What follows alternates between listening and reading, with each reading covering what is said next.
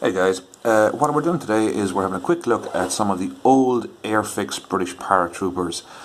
These are quite old, and to be honest with you, they are probably my least favourite set of figures out there that I possess anyway, certainly that I have any experience of.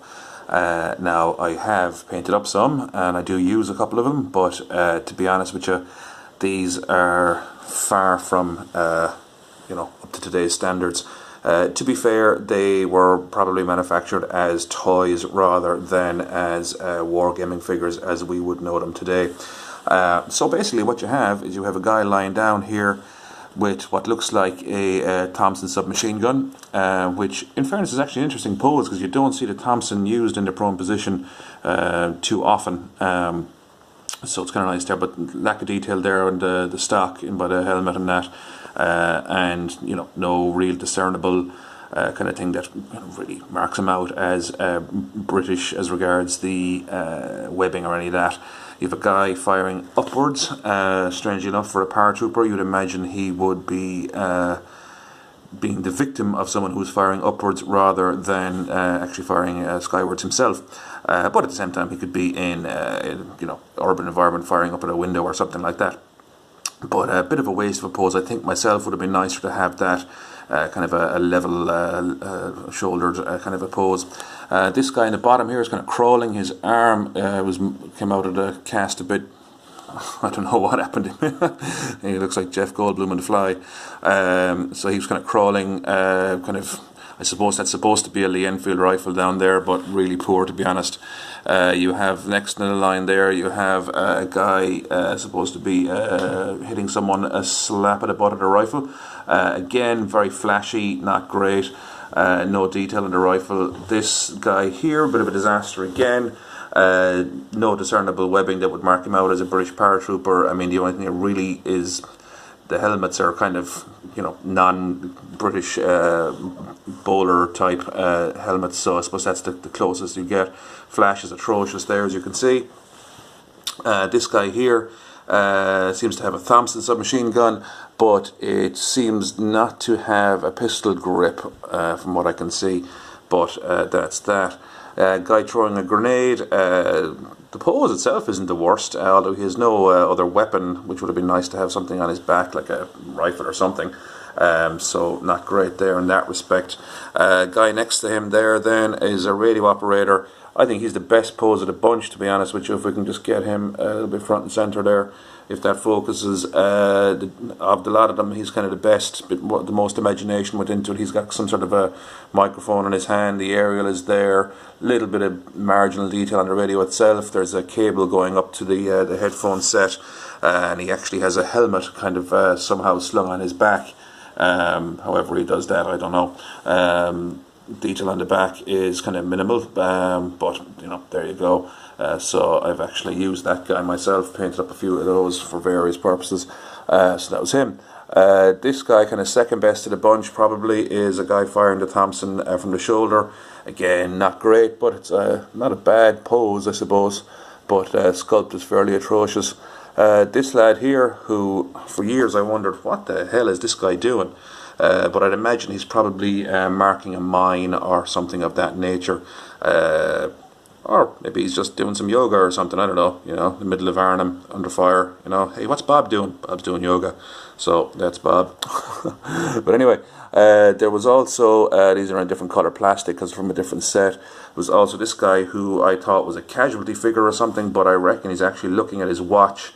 As regards, it's time to do this or it's time to do that, or there's a barrage coming, or it's time to advance, or whatever, or where's 30th Corps any minute now. So that could be him. There was also a mortar. Again, this is done in a different shade of plastic. Got a lot of flash, not a lot of detail. I mean, nothing really that kind of makes you think, yeah, these guys are definitely British paratroopers. They could be anything. Mortar, again, rather undiscernible. Now it'll tidy up a little bit, but not brilliant really. But and then you backpack on them, and nothing really that kind of says these guys are definitely British, other than the vaguest hints with the helmet. There was also a Bazooka guy, and I think this lad was the fella who was supposed to be feeding around into it, maybe, or something. I don't know what this guy. He looks quite uncomfortable. to be honest, and yeah, not great. Now, I don't have an unpainted version of Bazooka, but I'll show you one in a moment that is painted.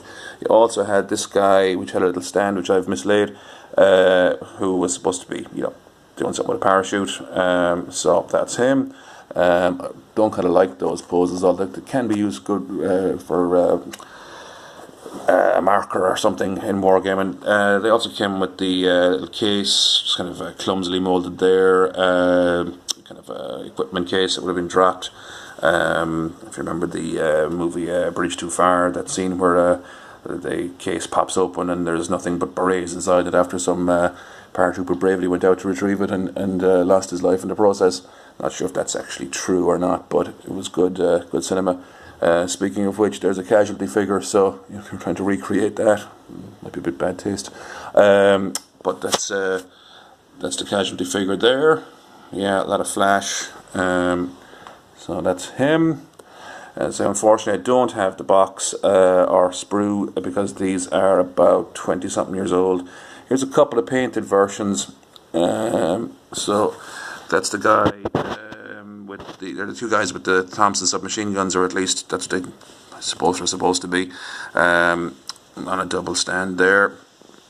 And here's the mortar crew, kind of crudely painted up there, and there's the Bazooka. Now obviously it should have been a Piat really, but a lot of Thai manufacturers would have given a Bazooka as an anti-tank weapon back in the day. Don't know why. Poor research maybe. Prevalence of them in movies perhaps rather than the Piat at the period. Don't know. But that's it. So that's really it. Just a quick look at the Airfix British Paratrooper release. I do wish that they would not release these anymore, I have to say. And I hate to say that because I am quite fond of Airfix and Matchbox in particular. But these guys just really aren't up to scratch by today's standards, it has to be said. So that's my kind of take on it. It would be great if they had released the figures from the 132 set in the 176 or 172 scale, or even if they could manage to do that today. I think there'd be a major market there for them. It'll be well worth their while because they're still pumping these guys out, and it's just not great. They're kind of similar quality, if not even worse than the Type 2 Commandos or the Type 1 Commandos. Anyway, the poorer version of the two versions of Commandos that were released back in the 70s and 80s, and these are really just not great, to be fair, and that's my thoughts on it, I'm afraid. But we will be doing some more paratrooper stuff coming up soon, because we're doing a little bit of a kind of an Arnhem thing, and there'll be a few other bits and pieces coming your way in videos. So as I say, sorry, no box and no sprue, because that box and sprue are gone a long time. So that's it. So like and subscribe if you would, guys, and we'll be back to you fairly soon with some new content. Take care. Thank you for watching. Bye bye.